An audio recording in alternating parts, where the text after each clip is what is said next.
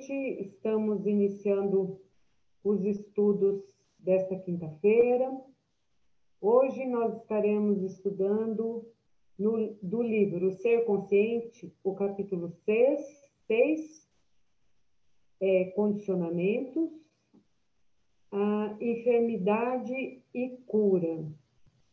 Enfermidade e cura, né? Isso. Eu vou só alternar a janela aqui, porque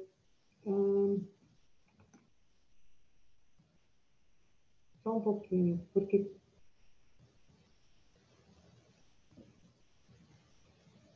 mudou para vocês? Não, você tá. Peraí. Você interrompeu o compartilhamento, tá? Então, eu não estou conseguindo voltar para a tela. Não, faz assim, então. Você interrompeu, não foi? Interrompeu, né? Interromper Tá, agora compartilha de novo. só um pouquinho, que eu preciso voltar, porque para poder fazer a gravação, para eu poder aceitar a gravação, senão eu não consigo alterar as telas aí para vocês. Tá. Será que eu tenho que colocar você como co-anfitriã ou deixa anfitriã mesmo?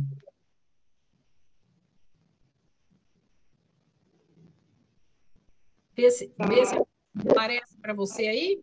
Está aparecendo agora para vocês? Tá.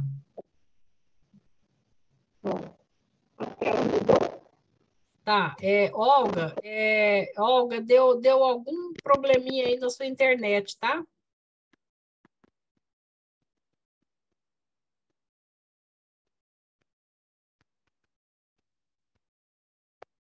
Aí, parou. Vamos ver. Ah, voltou. Voltou o compartilhamento? Sim, Mudou a tela? tá mudando a tela. Tá. Ok. Então, vamos lá. O fenômeno biológico do desgaste orgânico. Ô, Edna, É, tá chiando. Olga, tá chiando o seu som aí. Alguma coisa aconteceu aí.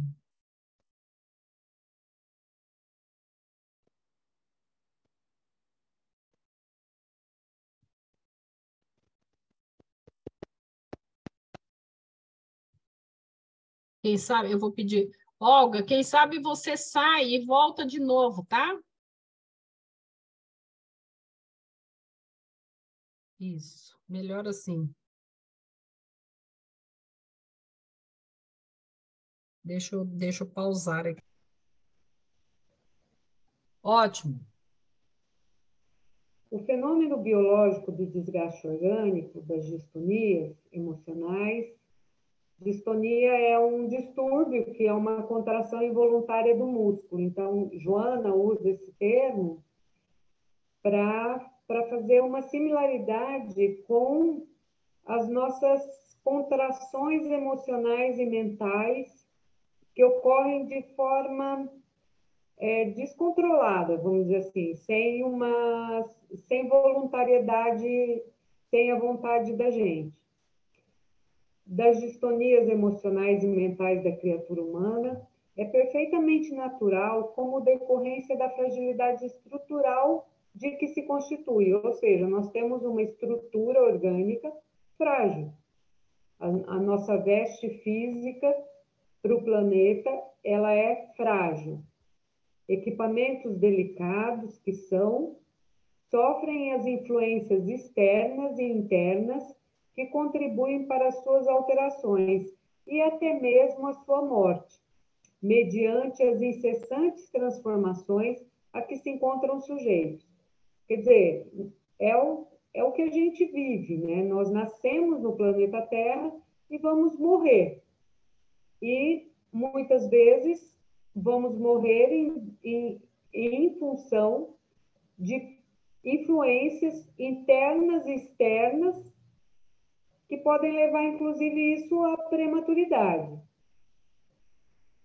temperaturas que se alternam e ultrapassam os limites da sua resistência, condições outras atmosféricas e de insalubridade, colônias de bactérias e micro-organismos agressivos, quão destruidores atacam, ou seja, atacam a nossa veste orgânica, as peças e quase sempre as vencem, estabelecendo distúrbios que se transformam em enfermidades variadas.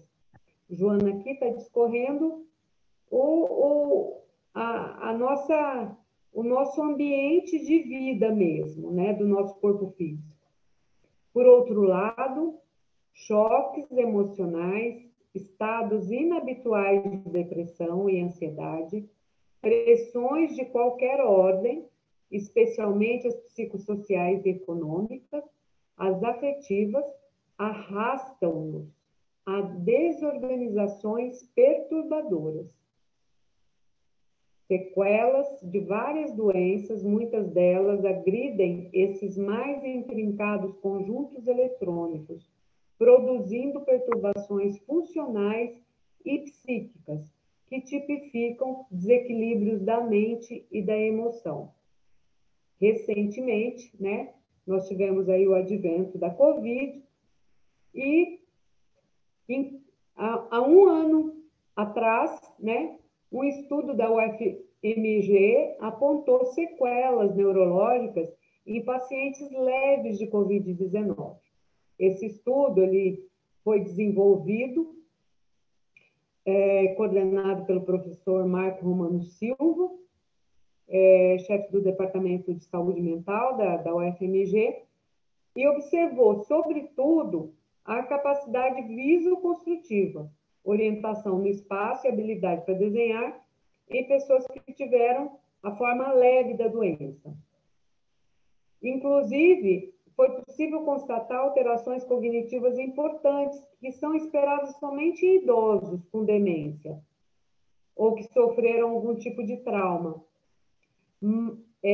Mas esses estudos, os participantes tinham em média 38 anos.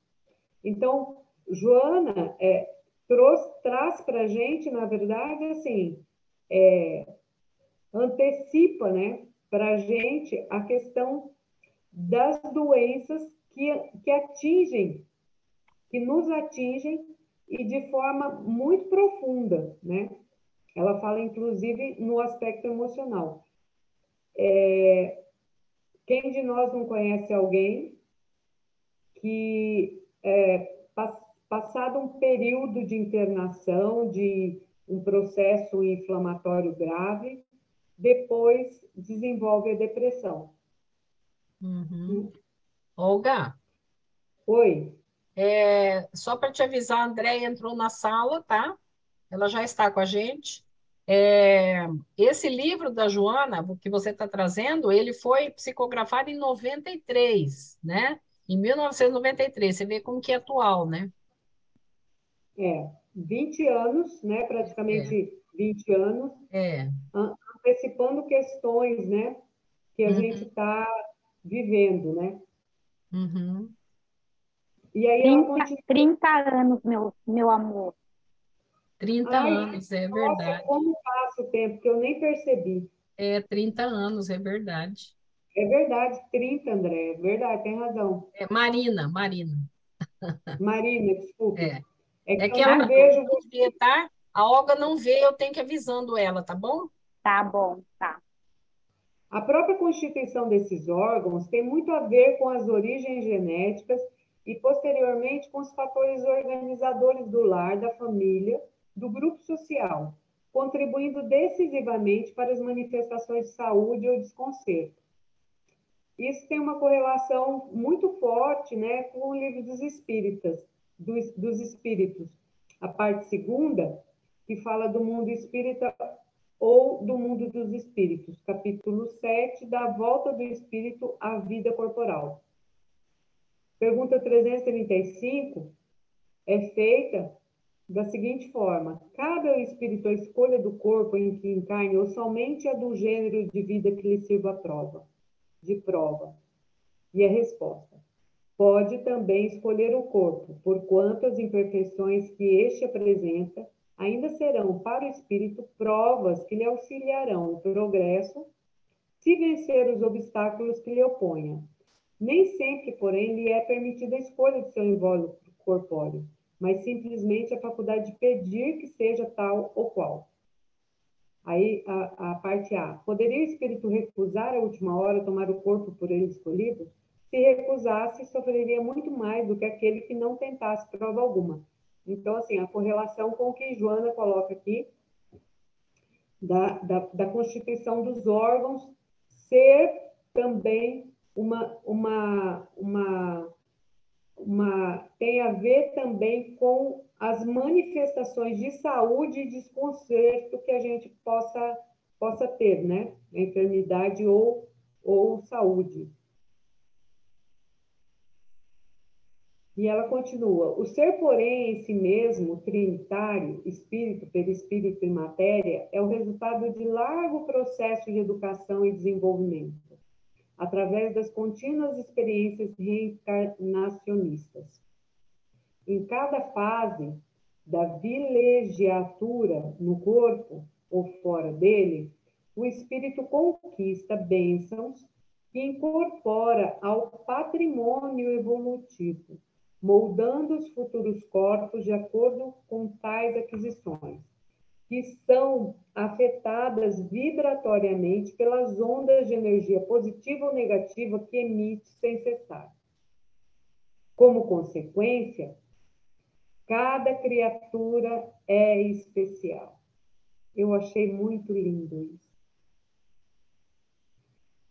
Cada criatura é especial, ou seja, ela é única nas suas experiências, ela é única nas suas aquisições e como ela foi afetada vibratoriamente pelas ondas de energia positiva ou negativa do que ela viveu e do que ela própria emite. Cada criatura é especial, com reações específicas e modelagem própria, embora semelhanças profundas em umas, quão discordantes em outras. Eu me lembro de uma aula que a gente teve no ESD com o Gleidson Omido, ele falando de tudo que é moldado no nosso perispírito e de como essa modelagem interfere ou facilita as nossas futuras reencarnações. Então, é uma grande responsabilidade para todos nós, né, a maneira como nós vivemos. Isso nos torna extremamente responsáveis. Ao mesmo tempo que nos dá a dimensão do quanto nós somos especiais, de quanto nós temos que agradecer, que viver de forma vibrante e positiva todos os dias. Esses logros, né, esses ganhos da evolução, refletem-se na constituição orgânica, na emocional e na psíquica, selecionando genes e valores que lhe facultem estabelecer os aparelhos correspondentes e necessários para o prosseguimento da evolução. Bonito isso também, né? Ou seja, os ganhos da evolução se refletem na constituição orgânica, na emocional e na psíquica, por meio da seleção de genes e valores que facultam para a gente também fazer com que esses aparelhos orgânicos que nós temos correspondam às provas, ao nosso processo, né, para prosseguimento da nossa evolução. Ou seja, é um conjunto tão intrincado, tão bonito, né, que corpo e espírito, eles caminham mais ou menos juntos nesse processo, né? Eu digo mais ou menos porque ela mesma vai explicar alguma coisa aqui para frente sobre as estruturas expiatórias e provacionais. E aí ela continua. Assim, organizam-se moralmente as estruturas expiatórias e provacionais como recursos necessários para a aprendizagem e a fixação dos valores propiciatórios ao progresso. E aí tem uma parte que eu encontrei do livro Evolução em Dois Mundos, por André Luiz, que fala, né? O corpo espiritual que modela o corpo físico e o corpo físico que representa o corpo espiritual constituem, olha que coisa mais bonita da gente prestar atenção, a obra de séculos, numerosos, pacientemente elaborada em duas esferas diferentes da vida, a se retomarem no berço e no túmulo, com a orientação dos instrutores divinos que supervisionam a evolução terrestre. O veículo do espírito, além do sepulcro, no plano extrafísico, ou quando reconstituído no berço, é a soma de experiências infinitamente repetidas, avançando vagarosamente da obscuridade para a luz. Nele, situamos a individualidade espiritual, que se vale das vidas menores para afirmar-se, das vidas menores que prestam serviço, dela recolhendo preciosa cooperação para crescerem a seu turno, conforme os inelutáveis objetivos do progresso. Veja que coisa mais linda isso. Muito lindo. É muito bonito a gente pensar nisso, né? Eu acho que só esse pedaço do livro de Joana, só essa parte desse capítulo, já daria para a gente fazer um trabalho assim bem complexo sobre o nosso processo de saúde, né? De saúde integral, né? E aí, falando das expiações e das provações, né? Joana fala assim, as expiações normalmente talam, ou seja, abrem uma fenda, talam o ser orgânico ou psíquico de maneira irreversível, como decorrência dos atos pretéritos de rebeldia. Suicídio, homicídio, perversidade, luxúria, concupiscência, avareza, ódio e os seus sequazes.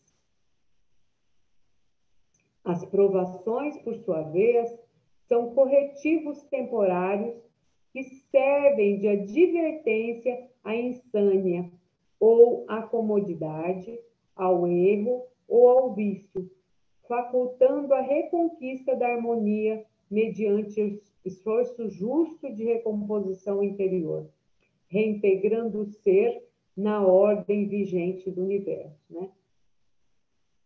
Aqui a gente faz uma correlação com a escolha das provas, né? A pergunta 264, né? Que ela fala assim, que é que dirige o espírito na escolha das provas que queira sofrer? Ele escolhe de acordo com a natureza das suas faltas, as que o levem à expiação destas e a progredir mais depressa. Uns, portanto, impõem a si mesmos uma vida de misérias e privações, objetivando suportá-las com coragem. Outros preferem experimentar as tentações da riqueza e do poder, muito mais perigosas pelos abusos e má aplicação, a que podem dar lugar, pelas paixões inferiores que uma e outros desenvolvem. Muitos, finalmente, se decidem experimentar suas forças nas lutas que terão que sustentar o contato com o vício. Então, assim, a gente sabe, né, e normalmente as palestras que a gente ouve, né, que nós vivemos num planeta de provas e expiações, ou seja, ou se a gente não está em prova, a gente está em expiação, né? Então, Joana, ela coloca assim, que nesse aspecto, não nos referimos aqui aos quesitos das necessidades morais e sociais. Detemos-nos apenas naqueles pertinentes à saúde e à doença, ou seja, a saúde e a doença são uma das perspectivas das provas e expiações. Também há aquelas relativas às necessidades morais e sociais. Esses quadros das ações morais geram as reações correspondentes, lei de causa e efeito, propelindo a resgates idênticos aos danos e prejuízos produzidos, né? Olha, se no meio da explanação aqui tiverem alguma colaboração, alguma coisa a colocar, fiquem à vontade. Falem, porque eu não vejo vocês levantarem a mãozinha, tá? Ok. Conhecidos esses efeitos como karma, também esse pode ser positivo e edificante, conforme as realizações anteriores, que propiciem felicidade e paz. Vulgarmente, porém, o conceito de karma passou a ser aceito como um imperativo afligente e reparador, a que ninguém foge por efeito das suas más ações. Entretanto, esse karma, quando provacional, tem a liberá-lo o livre-arbítrio daquele que o padece, como através do mesmo pode mais encarcerar-se a depender do novo direcionamento que lhe ofereça. Ou seja, o karma provacional, dependendo da nossa escolha de como nós vamos dar direcionamento a ele, nós podemos nos liberar dele por meio das nossas atitudes, por meio da forma como a gente realiza, ou encarcerarmos-nos mais a ele. As realizações morais geram energias positivas que anulam aquelas negativas. E ela diz como é que a gente libera esse karma, né? Que propiciam o sofrimento de qualquer natureza, ensejando estímulos para a superação de antigas conjunturas atormentantes. Sujeito por espontânea escolha, o karma negativo, o ser expressa, além dos problemas na área de saúde, conflitos diversos na emoção, no comportamento, a surgirem como complexo de culpa inconsciente, timidez, medo, ansiedade e insegurança. Ao mesmo tempo, autodesvalorização, ausência da autoestima, presença de outros complexos como de superioridade, inferioridade, narcisismo, complexo de Édipo e de Electra, e mais outros, gerando patologias graves que, não obstante, podem ser superadas mediante terapias especializadas e grande esforço pessoal. Muitas pessoas conseguem fazer de uma encarnação expiatória ou provacional muito negativa, fazer disso a vida e o seu propósito. No vasto quadro das enfermidades, a ausência do auto-amor do paciente responde pela desarmonia que o aflige. Nem sempre essa manifestação é consciente, estando instalada nos seus refolhos, como forma de desrespeito, desconfiança, mágoa por si mesmo, defluente das ações infelizes pretéritas.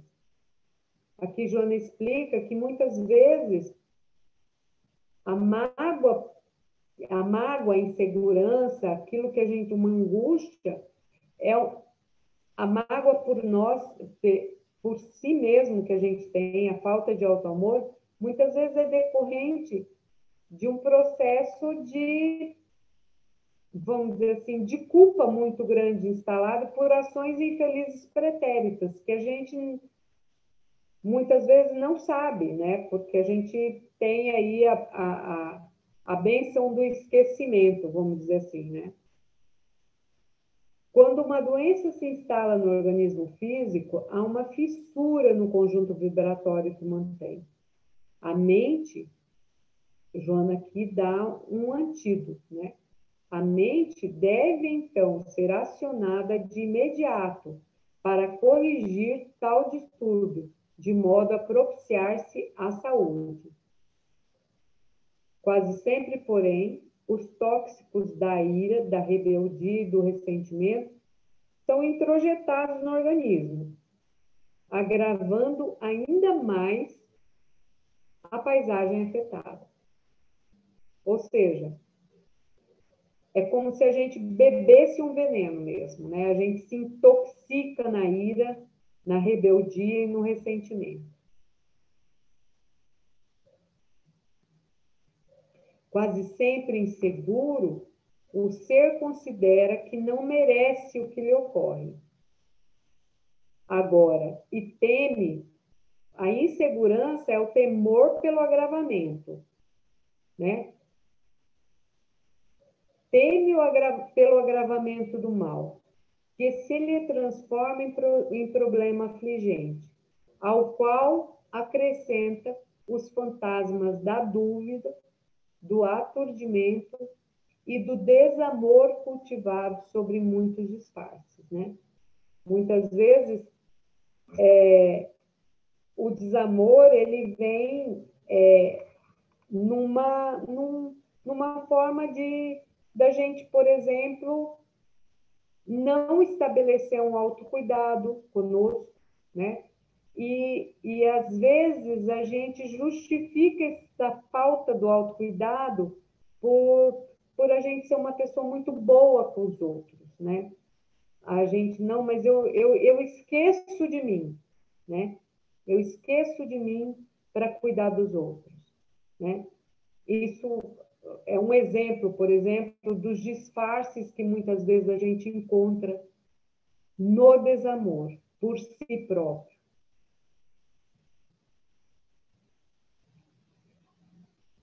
A amor-terapia tem as suas diretrizes firmadas no ensinamento evangélico proposto por Jesus, quando estabeleceu amar a Deus sobre todas as coisas e ao próximo como a si mesmo. Esse como a si mesmo é um imperativo que não pode ser confundido com o egoísmo ou com o egocentrismo, mas com o respeito e direito à vida, à felicidade que o indivíduo tem e merece. Ô, Olga, Oi, aqui eu, Andréa. aqui eu queria só completar, porque essa frase é tão importante e eu pelo menos tive muita, assim, dificuldade de entender ela durante muitos anos, que é assim, amar a Deus sobre todas as coisas e ao próximo como a si mesmo, quer dizer, não amar mais ao próximo do que a si mesmo. Perfeito. Porque senão Perfeito. também traz desequilíbrio e a gente é, vai distorcendo na educação do amor ao próximo, da caridade, do não sei o quê, e aí a gente acaba amando mais ao próximo do que a nós mesmos. E aí a gente volta naquela tela anterior, né? A gente começa a ter um desamor Isso. disfarçado de muito amor Uhum. aos outros, mas não a si, Uhum. né? É um equilíbrio, né? E é um equilíbrio bem, bem tênue, né? Esse do alto amor e do egoísmo, né? E a gente precisa muitas vezes refletir se a gente também não está numa armadilha, né, interna emocional, Sim. né? Que a gente sai de um extremo e vai para o outro, né? Uhum. Mas é perfeito isso, André. Muito obrigada pela complementação. Trata-se, né? Aí Joana explica o que é o auto-amor, né? Trata-se de um amor preservador da paz, do culto aos hábitos sadios e dos cuidados morais, espirituais, intelectuais para consigo mesmo, sem o que a manifestação do amor ao próximo é transferência da sua sombra, da sua imagem fracassada, que logo se transforma em decepção e amargura. Ou a Deus, amargura a Deus, a quem não vê, a quem esta pessoa em desamor não vê, tudo dele esperando, tudo de Deus esperando, ainda como mecanismo de fuga da sua responsabilidade pessoal consigo próprio. Eu recebi um texto hoje do Jung falando sobre isso. Eu não vou saber decor, mas depois eu mando no grupo, onde ele diz que no amor ligado a homem e mulher, no começo da paixão, que a paixão faz com que você justamente projete no outro a sua sombra, e aí você enxerga aquele suposto pretendente como, como sendo aquilo que você gostaria de ter completado naquilo que te falta, mais ou menos assim, porque é só sombra, né? E Sim, aí, quando passa a paixão, é que você vê que tudo não passou de projeção. sim, e muitas vezes colocando uma responsabilidade no outro de amar De a suprir você a sua criança mais ferida. do que você se ama mesmo, Isso né? mesmo. De te completar não no Interessante aspecto de isso. um relacionamento de troca e de equilíbrio entre o dar e o receber, mas Uhum, num relacionamento em que a espera é que você seja suprido de tudo que lhe falta, uhum, né? uhum. E aí vem as decepções realmente. E aqui Joana coloca assim que muitas vezes a gente faz isso com Deus, né? Sim. né? Exigindo que Deus assuma uma responsabilidade que a gente mesmo não tem sobre nós mesmos, né? Colocando aí nesse balaio, me colocando aí nesse balaio, né? O auto-amor induz a elevação dos sentimentos e a conquista de valores éticos que promovem o indivíduo e o iluminam interiormente. Nele estão os cuidados pelo corpo e sua preservação através dos recursos ao alcance, estimulando órgãos e células a um funcionamento harmônico, decorrente dos pensamentos autoestimulantes, autorrefazentes. Igualmente, é necessário desenvolver o intelecto e a emoção para marcharem juntos como asas para o largo voo, que me lembrou as asas do conhecimento e as asas do amor, né? Que a gente tem essa comparação.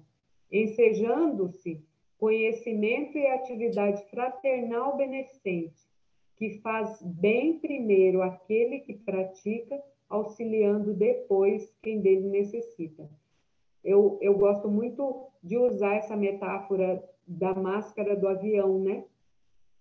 Uhum. Que a gente precisa, quando numa emergência, que faltar oxigênio no avião, a gente precisa primeiro colocar a máscara em si, para depois auxiliar alguém do nosso lado que precise. Porque senão, se a outra pessoa não consegue, e a gente não conseguir terminar de colocar a máscara nessa pessoa, morrem os dois, né?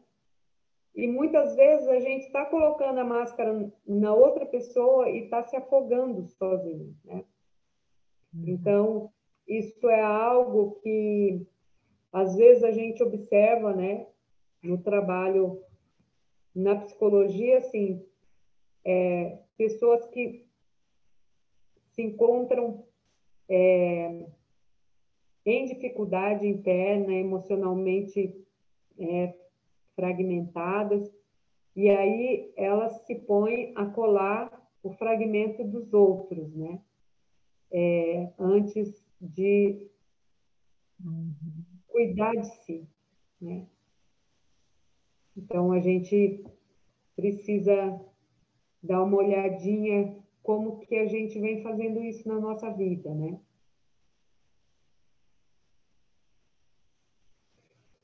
E aí ela continua.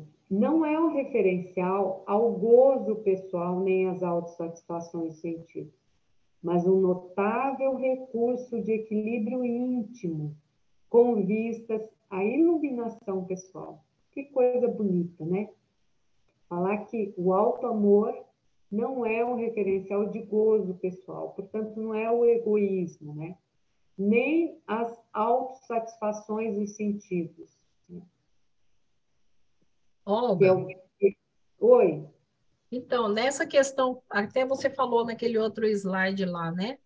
A gente ter cuidado para o auto-amor não ser do egoísmo. O que eu entendi até agora, assim, que o Joana de Ângeles, na minha interpretação, auto-amor vai gerar saúde, né? E egoísmo não gera saúde, gera doença, né?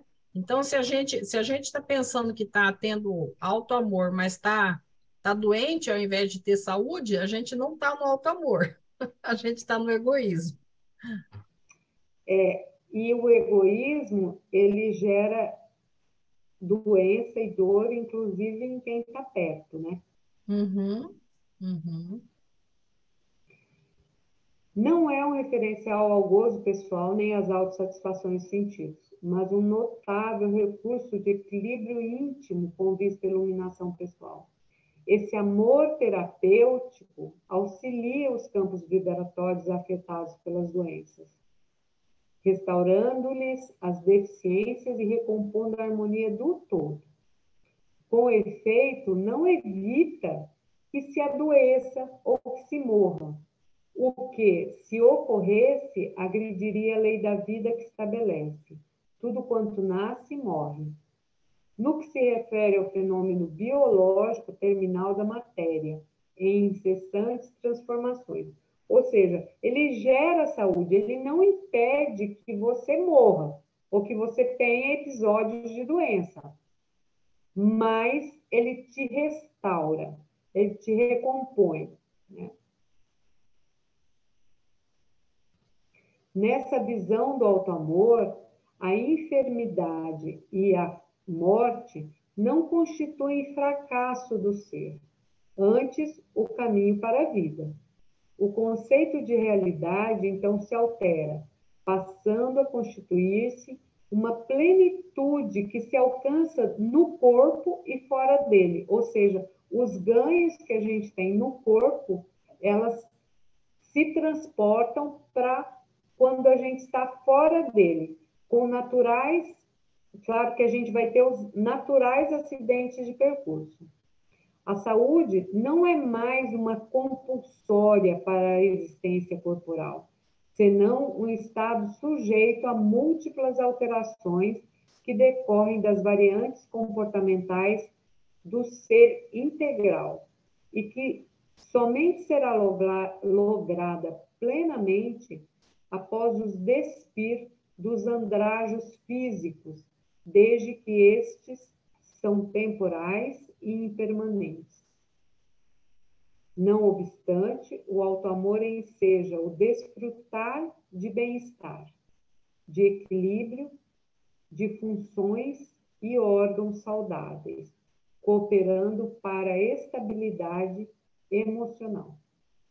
Que ela está dizendo assim, que a gente vai ter saúde plenamente quando a gente deixar o corpo físico. Mas a gente pode desfrutar de bem-estar, de equilíbrio, de funções e órgãos saudáveis, cooperando para estabilidade emocional. E quando ela fala aqui de funções e órgãos saudáveis, Joana, ela dá uma dimensão para a gente de que a gente tem órgãos como estrutura e funções decorrentes dessa estrutura, né? Olga, Oi. Olga, é o seguinte, a pessoa em estado de egoísmo, tá? Tem duas coisas aqui no final que a pessoa não tem. Ela não tem equilíbrio e nem estabilidade emocional. Ela até pode ter uma saúde orgânica aí, mas ela não tem equilíbrio e nem estabilidade emocional. Aquele que é egoísta, narcísico, né? Ele não E é se a gente uma pessoa estável emocionalmente. e se a gente pensar que bem-estar é uma, tem um significado muito maior, né, dentro do aspecto de saúde, né, que saúde implica bem-estar físico, intelectual, emocional, psíquico como um todo, né? Esse bem-estar não é simplesmente, hoje eu estou bem. Ele é ampliado, né? É. Então, é uma palavra que é colocada aí que parece casual e não é, né? Uhum. Tem se asseverado, e aqui Joana começa a nos dar também algumas indicações de como a gente estabelecer uma vida mais saudável, né?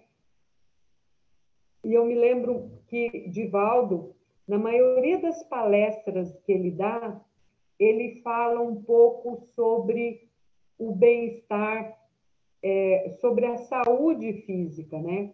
Quando ele fala que o perdão ele traz saúde física, o equilíbrio emocional traz saúde física. E a Joana coloca aqui: tem-se asseverado que a tensão nervosa é um dos tiranos destruidores do corpo e dos seus equipamentos.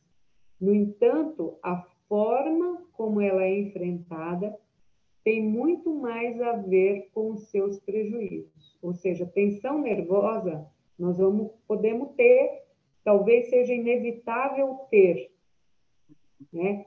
Questão de estresse, de conflitos que a gente possa enfrentar. Mas a forma como ela é enfrentada tem muito mais a ver com os prejuízos que lhe são decorrentes, né? E aí ela continua e dá mais uma receita. Na amor-terapia, a atenção cede lugar à confiança e amortece-se face à entrega do ser a Deus, relaxando os focos de desespero e ansiedade, os compressores dos nervos geradores de tensão. Olga, No... essa, Oi, essa palavra aqui é a entrega do ser a Deus. O dia que a gente entender isso profundamente, acabaram os nossos problemas. Isso é os muito problemas profundo. acabaram. A real entrega, né? A real entrega, sabe? É bem profundo esse pedacinho aqui. E essa real entrega, ela passa, né, por uma palavrinha que eu tenho aprendido a ler sobre ela e, e tentado colocar em prática, e é muito difícil, não é fácil, é o assentimento, é a aceitação ativa da realidade. Tem até um palestrante que ele fala que a realidade ela não é boa nem má, ela é. Ela é. E você lutar contra uma realidade é você lutar duas vezes, porque a realidade está ali colocada e você não consegue fazer uma alteração nesse processo de negação, quando você nega, né? Quando você nega a realidade. A aceitação não é você concordar com o que está acontecendo, mas é você dizer, sim, está acontecendo. E como é que eu posso lidar com isso, né? O Viktor Frankl, ele naquele livro O Homem em Busca de Sentido, ele é um livro que ele conta a vida dele num campo de concentração e como muitas pessoas acabaram sucumbindo por não conseguir, além das questões relativas ao próprio campo de concentração, as mortes, as câmaras de gás, etc., mas muitos sucumbiam emocionalmente, preferindo, na verdade, serem escolhidos para situações de imensa, muito mais penúria do que já viviam, para que aquela realidade acabasse logo.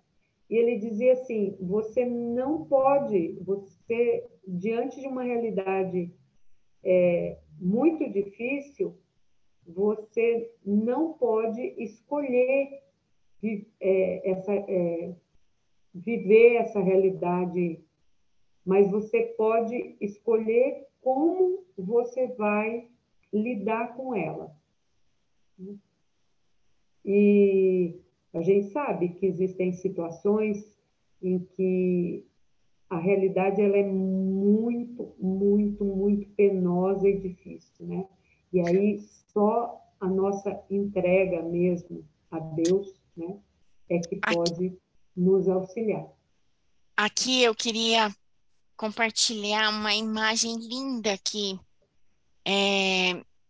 me falaram no centro essa semana, que é assim, Maria passou por um sofrimento horroroso ao ver Jesus, né? Passar por toda aquela tortura da crucificação. E mesmo assim ela teve que se dobrar à vontade de Deus. Sim, sim.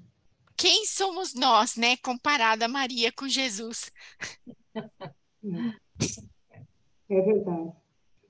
E essa aceitação, ela não é essa entrega a Deus, essa aceitação, ela não é assim uma, uma, uma postura passiva, né? Ela é uma postura ativa, porque você precisa efetivamente se entregar. Né? É aquela passagem do Evangelho que fala lá da resignação, né? Que é o consentimento com o coração, né? Então, é essa entrega com o coração. Então, você resigna, que é Sim, o que você está falando de aceitação. sim. E aí ela continua assim, no alto amor, a confiança irrestrita na realidade, da qual ninguém foge. Faculta o equilíbrio propiciador da saúde. Esse sentimento produz otimismo, que é o fator preponderante para o restabelecimento do campo de energia afetado pelo transtorno, já que favorece com uma mudança de comportamento mental, portanto, agindo no fulcro gerador das vibrações. Quem não tenha lido o livro do Viktor Frankl, eu indico, porque ele é maravilhoso.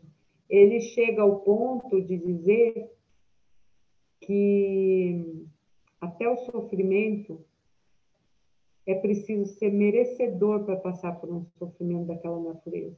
Ele disse isso, ele, no campo de concentração. Eu tenho ele em PDF. Eu acho que eu vou até compartilhar lá no grupo, então, do Amigas. Tá joia. Seguindo, Quando se vive de forma diversa a que se exterioriza, isto é, quando se fala e aparenta algo que não se faz, há uma tendência a contrair algum tipo de enfermidade, porque a saúde não suporta essa duplicidade que é geradora de tudo. Há um interrelacionamento entre mente e corpo mais sério do que parece. Desse modo, o autoamor estimula a veracidade dos atos e das palavras, sustentando a saúde ou corrigindo a doença. Ou seja, a autenticidade, né? A coerência, né? A coerência entre o que se pensa, se diz e se faz. O que Eu se, acho que o que se pensa, o que sente, o que faz. A lei da assim, coerência. e o que se Pensar, diz, sentir e porque agir, né? muitas vezes a gente pensa, né? E diz de maneira diferente, né? Uhum. Os tecidos orgânicos interagem por intermédio de substâncias químicas, os neuroquímicos, os hormônios, etc., que se movimentam na corrente sanguínea e pelos hormônios do aparelho endócrino. A hipófise é a responsável que recebe os estímulos mediante impulsos nervosos do hipotálamo, que regula a maior parte dos fenômenos e automatismos fisiológicos. Aqui, Joana dá uma aula de neurociência para a gente, né? Todo esse, numa frase, ela faz isso. É. Todo esse mecanismo ocorre através de fibras nervosas procedentes do cérebro, né? Os neurônios que comandam sob as ordens da mente consciente ou inconsciente. Por isso, a indução do autoamor promove vibrações harmônicas que terminam por manter, organizar ou reparar o organismo. Olha que bacana, né? Por isso, a indução do autoamor, vou repetir, promove vibrações harmônicas que terminam por manter, organizar ou reparar o organismo, propiciando-lhe saúde quando enfermo. A questão da nossa imunidade, né? É provado, né, que o autoamor melhora a imunidade, o autocuidado melhora a imunidade, né? Psicologicamente, o autoamor é, sobretudo, autoencontro, conquista de consciência de si mesmo, Ah, maturidade e equilíbrio. Nossa, isso é bonito demais da conta. Olga, a Denilce levantou a mão, tá? Denilce fala. Não, eu só quero lembrar vocês que eu falei, não sei se na aula, na nossa última aula, que esse item era perfeito. Vocês não estão agora concordando? Gente, desde o primeiro parágrafo até agora, Foi olha mesmo. quanto conteúdo, quanta informação. Eu estava novamente hoje assistindo a aula e pensando, a gente tinha que guardar, ter isso aqui no bolso, ó. Todo momento da nossa vida você pega e lê de novo, porque ele É é verdade. perfeito, realmente. Muito bom. Esse, Essa questão da imunidade, essa questão da autoproteção que nós temos, né? sim, é verdade. Lembrando, gente, que aqui ela fala assim, ó, por isso a indução do autoamor promove vibrações harmônicas. Nós vamos lembrar que vibração é medida por hertz, tá? É por hertz. Uhum. Então, assim, a gente tem que levantar esse hertz aí, né? 100, 80, 70, né? Não ficar lá nos 30 hertz. E Tem vários meios, né, Edna? Oi? é, e, e a Tem gente, vários. e a boa notícia é que o nosso corpo, a nossa mente, o nosso espírito sabe fazer isso sem que a gente precise de um, um aparelho qualquer adicional, Uhum. né? Nós temos em nosso corpo todas as condições propícias para gerar saúde ou doença. Exato. E às vezes a gente, de uma forma desavisada, descuidada de si mesmo, se fixa, né, em campos vibratórios de pensamentos que geram campos vibratórios extremamente baixos e negativos, né? Então, esse cuidado, né? A psicologia positiva, ela fala que todas as vezes que a gente encontra um pensamento depreciador de nós mesmos, é importante que a gente encontre uma, uma consciência disso e a gente faça uma vinculação de uma afirmação positiva verdadeira e honesta. Então, assim, por exemplo, nossa, eu estou muito desleixada, eu não estudei as horas que eu me propus a estudar, né? Dar-se conta disso e, ó, eu estou muito desleixada, eu não estudei as 2 horas que eu deveria, me propus a estudar, mas eu posso me reorganizar e fazer isso amanhã e recuperar. Então, ao mesmo tempo que eu tomo consciência de que efetivamente é verdade, eu não estudei, eu retiro essa afirmação tão negativa de mim e eu coloco uma proposta para mim mesma de reparação e de positividade. Olga, Oi? eu vou falar e depois a Denilce está com a mão levantada de novo, acho que ela quer falar de novo, tá? Tá. Já tem pesquisas mais recentes dizendo o seguinte, que entre sentir e pensar, o sentir é em primeiro lugar, tá?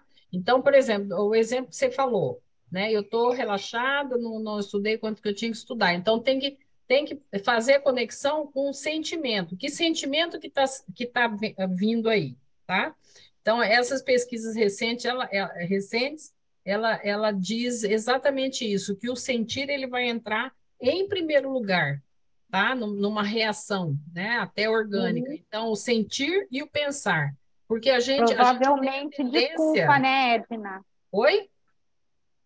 Provavelmente sentimento de culpa por não Então, ter realizado o que se propôs, isso. né? Então, assim, a gente tem que olhar primeiro o sentir e o pensar depois, sabe? Segundo essas pesquisas, que o sentir,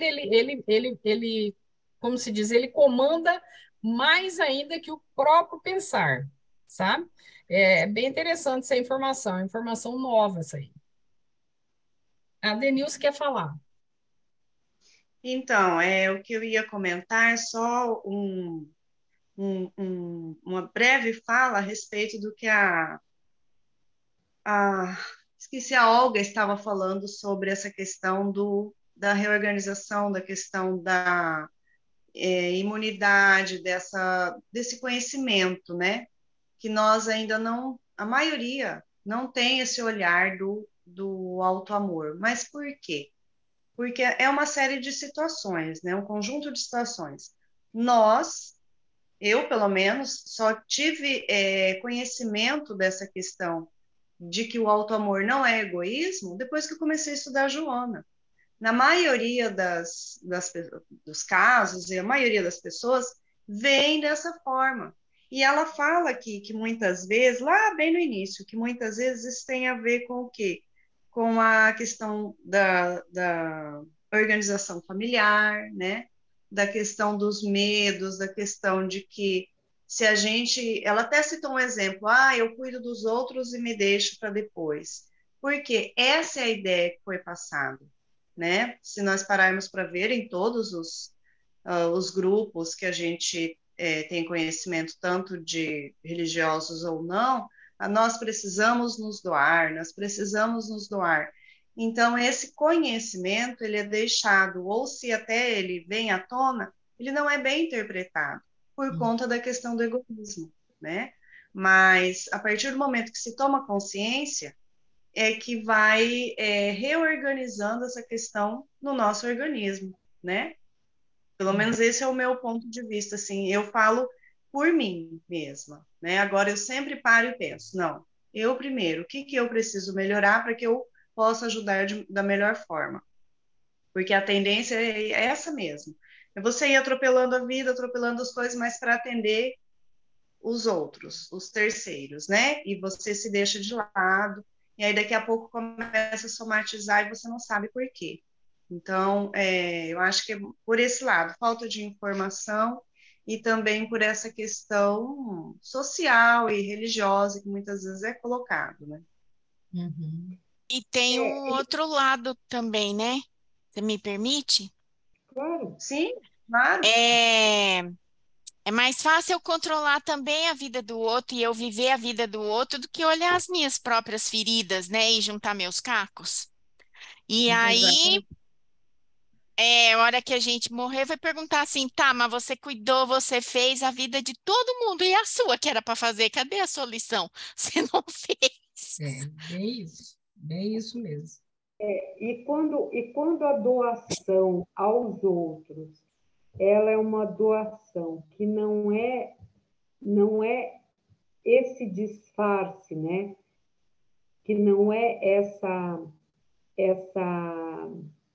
esse mecanismo de fuga, ele gera saúde, né? Tanto é que a gente vê o Chico com todos os problemas que ele tinha de saúde, do corpo físico mesmo, do aparelho físico, ele viveu até 95 anos, acho que isso. Dois. Divaldo, De né? volta com 96.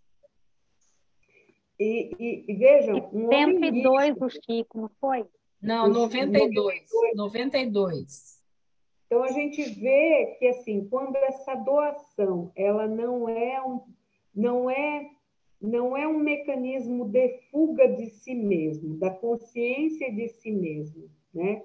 Ela é um exercício, né, de amor por si, porque aquilo faz muito bem, né? Porque, gente, muitas vezes você vê pessoas que trabalham pelos outros, mas trabalham com raiva. Vai lá, ai, não aguento isso, esse pessoal mal educado, né? Por exemplo, vai numa sopa, aí sai de lá falando, nossa, mas esse pessoal, nossa, mas que coisa, a fila não estava boa, o pessoal tem que fazer uma fila reta. Se implica com a fila, implica porque quem levou a sopa derramou um pouco no carro. Então, aquilo tudo não é faz, né? Aqui não é uma crítica ao fazer, não é isso, mas é uma visão de consciência, né? Que muitas vezes a pessoa está ali, mas ela está por uma obrigação religiosa, né? Não por amor real, né?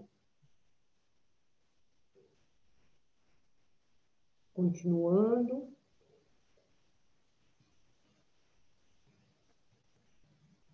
Bom, terminou. Aqui tem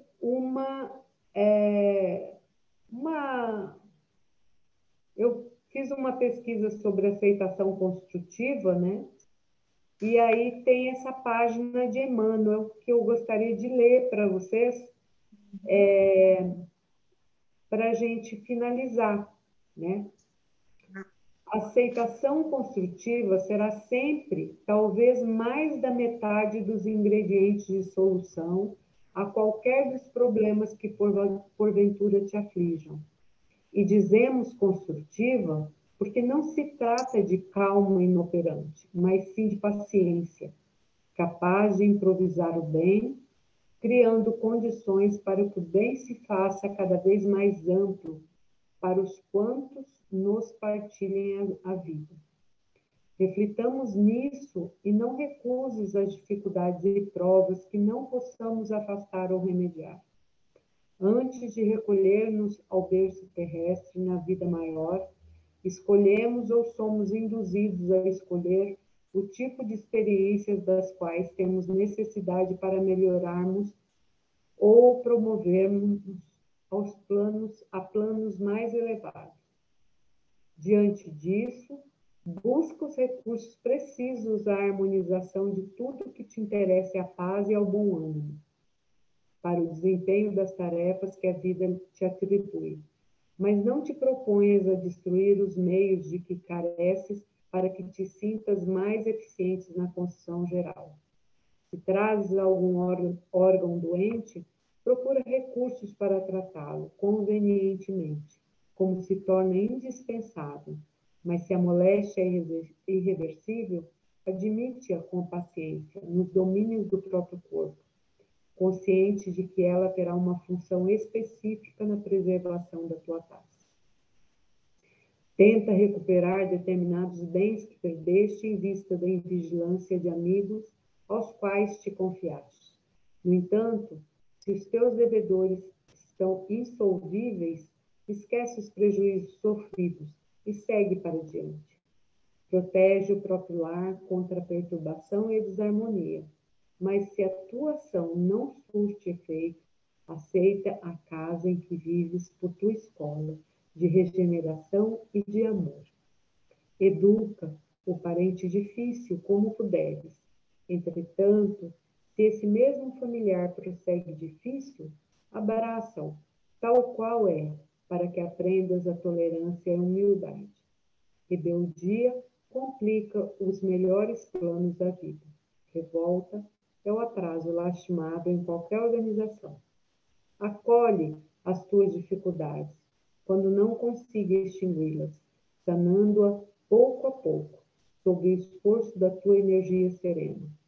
Não fujas às lutas que a vida te propõe, na intimidade de ti mesmo e atendendo ao trabalho do dia a dia, a fim de superá-la, conserva a certeza de que é pelas tuas próprias prestações de serviço ao bem comum que a bênção da vitória te marcará.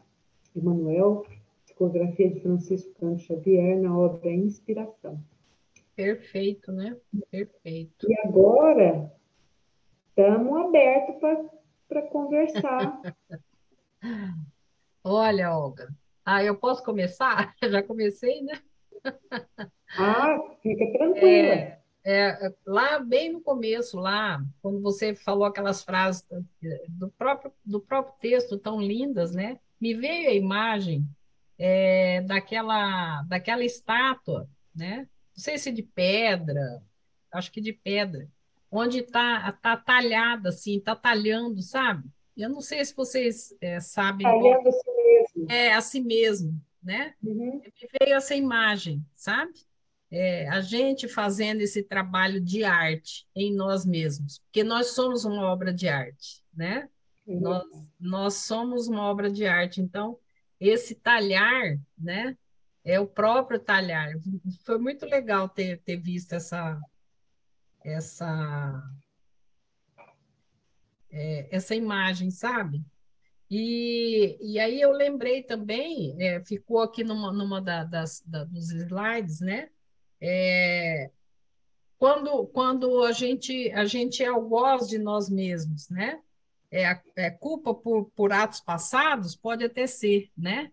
Então, assim, algoz de si mesmo é o oposto do auto-amor, né? Eu entender que eu tô sendo construída ou sendo talhada, né?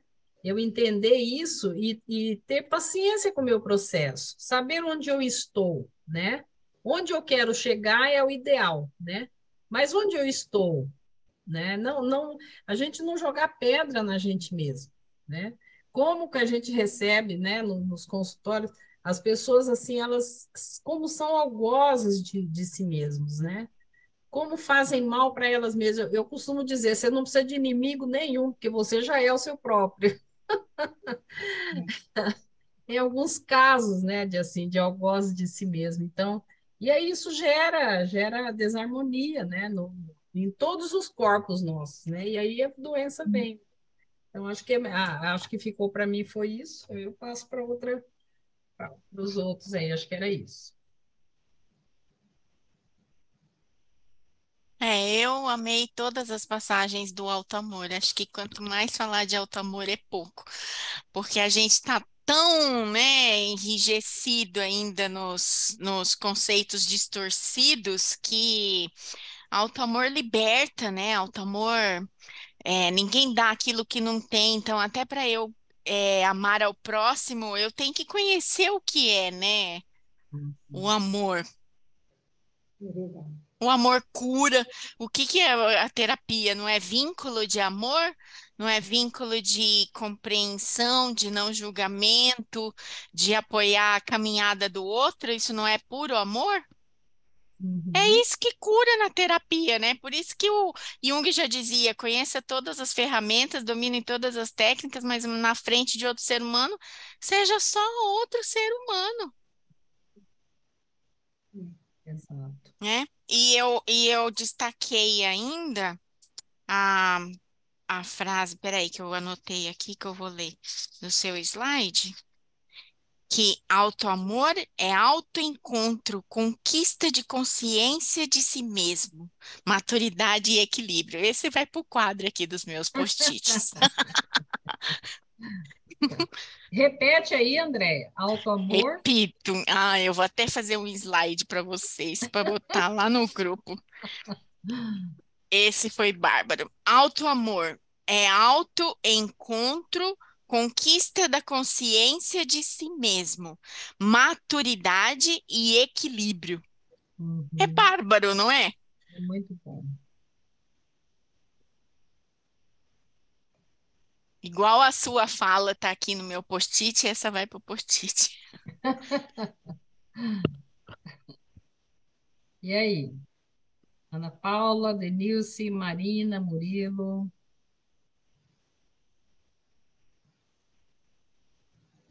Tá, o que eu Para mim, tá, oi, desculpa. pode Quer falar. falar? Pode Então, o ser que eu, você. tá bom, obrigada. O que destacou bem para mim é a prática da caridade, né? Você vê que, né, por isso que no Evangelho fala que como é que é a frase?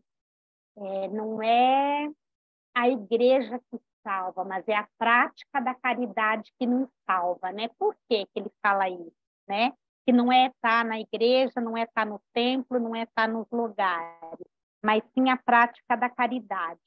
Porque essa caridade é o treinamento para nós sairmos do nosso egoísmo, né? Então, olha que bárbaro, né? Quando a gente está ali na prática da caridade, a gente está num treinamento constante para poder estar se liberando desse egoísmo que nós temos, né? Que é parte nossa devido ao nosso estado evolutivo, né? Que nós ainda não se apegamos com as coisas, né? Com coisas que damos e não doamos e não usamos, mas está lá guardado, né? E toda essa consciência que a gente vai nos observando, né? Essas questões quando a gente se depara com o Evangelho. E, e essa caridade também nos faz estar ali, né?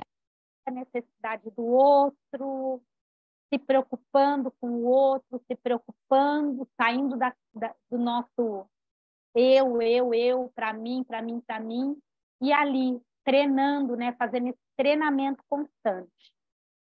E outra coisa também que eu tinha anotado aqui, que a Edna falou, da estátua, né? Eu achei bem bacana que você trouxe, Edna, porque eu acho mesmo, né?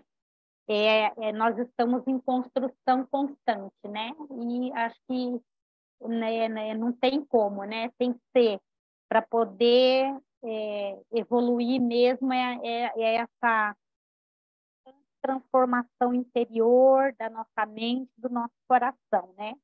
E aí eu lembrei de uma frase do Décio Iandoli, que eu assisti uma pequena parte de uma palestra dele, antiga até, mas eu gosto muito, que ele fala assim, nós somos perfeitos, né? Eu acho que a Olga também falou isso, né? Nós somos perfeitos, né? O que acontece é que nós somos incompletos, né? Por que nós somos incompletos? Porque falta encher esses copos, né?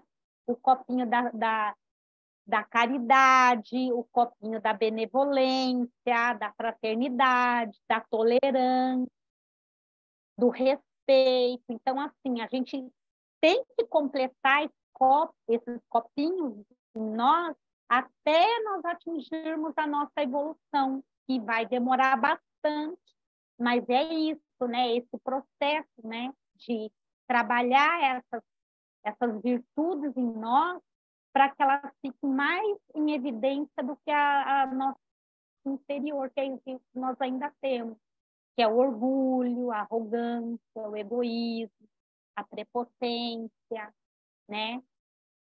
E todas aquelas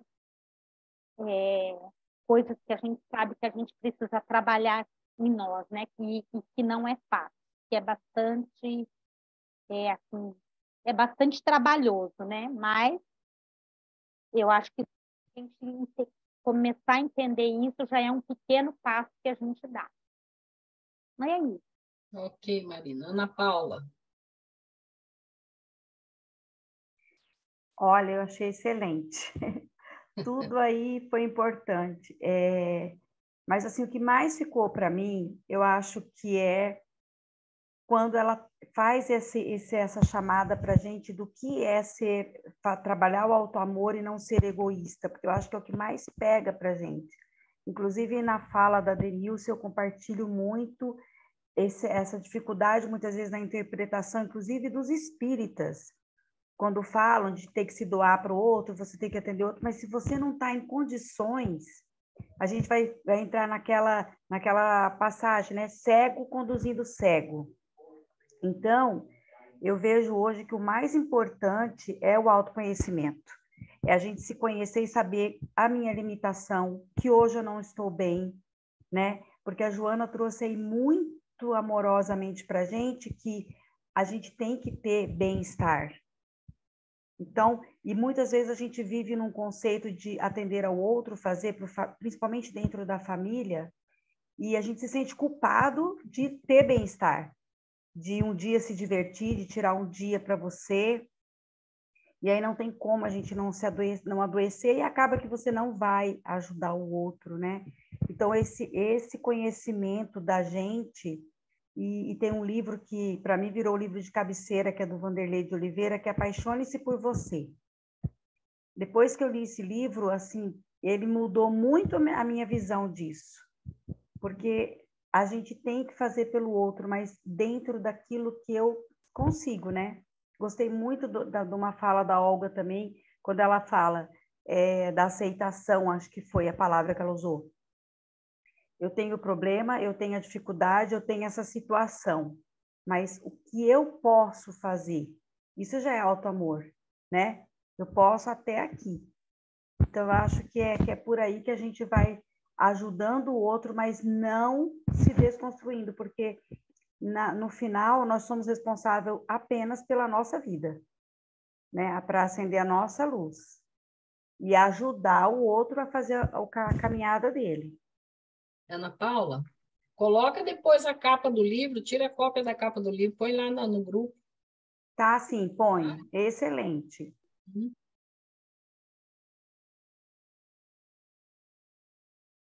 Quer falar, Denilce, antes do Murilo?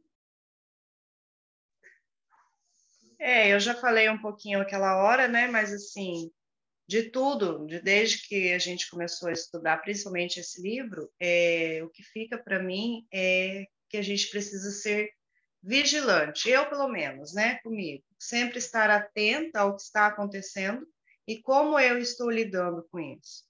E esse item da enfermidade cura, ele é muito claro a respeito disso, que tudo depende de nós, né? Nós sabemos que nós temos condições de nos curar em todos os sentidos, porém não sabemos lidar com essa situação ainda, né? Por isso estamos a caminho.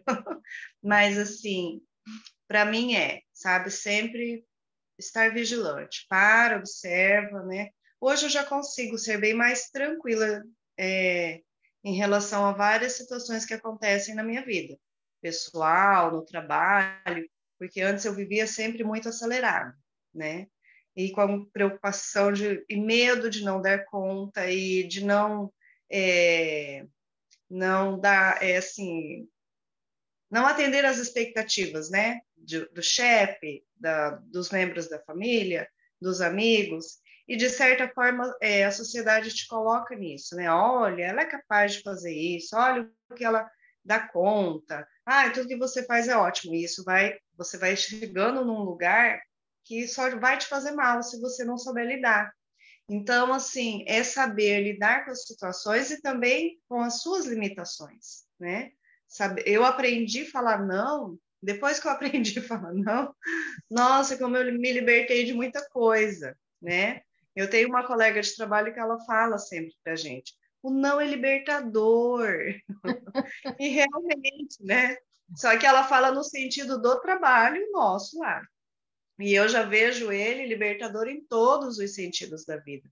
Então, assim, sempre estar vigilante. Como é que eu estou lidando, né, com as situações, até que ponto eu posso fazer para não me prejudicar, né? Eu estar sempre em primeiro lugar nesse sentido de autoajuda mesmo.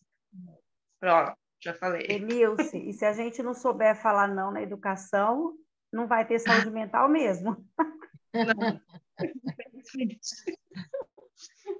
E aí, Murilo, agora você. Então, desde o convite, né, eu já fiquei assim instigado, né? Ser bem conscientes, se bem conscientes, podemos viver curados na alma. Então, desde lá já começou, né, da chamada já começou. Aí, olhando todos, né, as contribuições, eu olhei no título, né, enfermidade e cura. Então, saber que nós vamos sair de um ponto de partida, de um ponto A, dessa enfermidade, e estamos em busca do ponto B, que é essa cura, né? E quando a gente pensa que às vezes não participa, pode até não participar, mas vem uma questão da ciência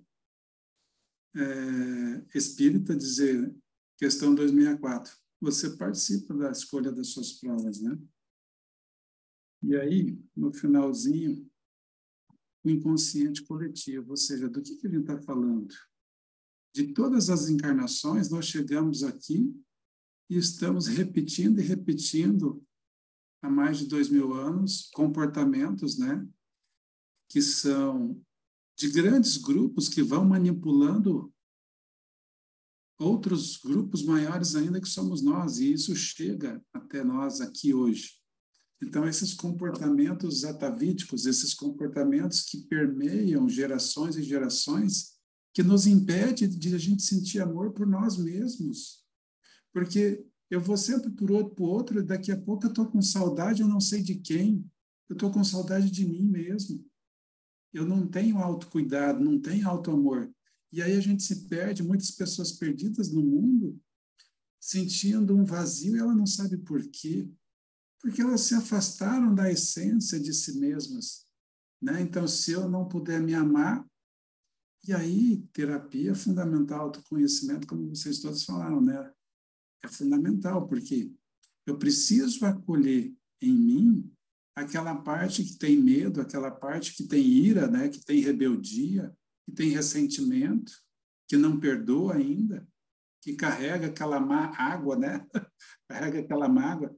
E aí ficou para mim assim, o quanto nós ainda, nesse caminho entre ponto A e ponto B, vamos ficar surdos ao convite desse auto-amor.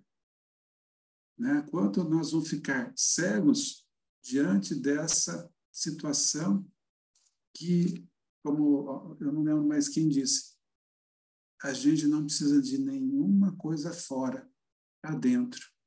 Né? Eu costumo dizer assim, que às vezes o maior presente que nós podemos, como psicólogos, dar para a pessoa é ela mesma. Porque é a questão da humanidade, né? E às vezes não é assim, eu vou te dar um conselho, eu vou te dar isso, não. A partir dela, o que ela consegue fazer? O quanto ela consegue se amar naquele momento. Isso fica para mim. E aí, assim, quase sempre, porém, os tóxicos da ira, da rebeldia e do ressentimento são introjetados no organismo, agravando mais a paisagem afetada. Possamos nós, né, olhar para esse tóxico e mudar esses comportamentos com muito carinho, com muito amor, com muita ajuda também, porque nada como ter um bom terapeuta para a gente se apoiar e mergulhar dentro de nós mesmos, né? Perfeito. E agora, Olga, de tudo que você preparou, você que vai falar para o final agora.